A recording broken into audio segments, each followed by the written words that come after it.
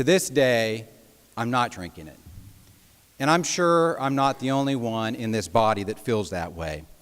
There will come a time, though, when public confidence in our water system is regained. But this is not an issue that has just a central focus on West Virginia. Think about it. This is an issue that is going to have national implications. We were lucky in some respects.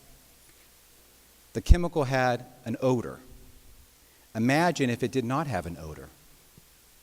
It could have been weeks before we realized what was taking place.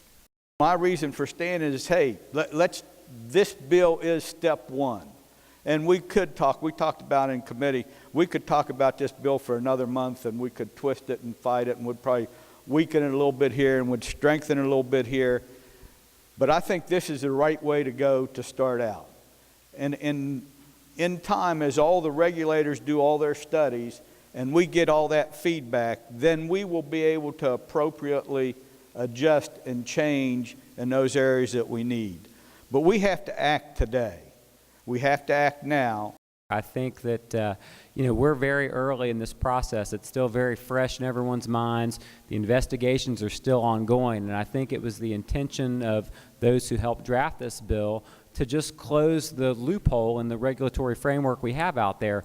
There is still a lot to be learned about why this happened and how it happened. The investigations are still ongoing. I think it's incumbent upon us to not pass this bill and then forget about what happened. We're going to continue to learn more about what happened as these investigations continue, and I think we need to then gather the information from the recommendations that flow out of these investigations and continue to look at other ways we can improve the security of our water.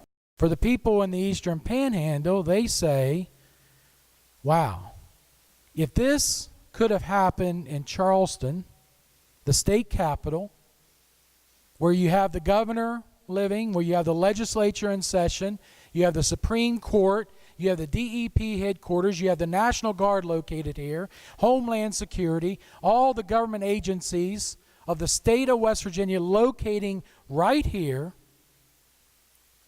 and their water is polluted, and over 300,000 people affected, and there's no protection for their water supply. What protection do we have in our particular community? This resonates.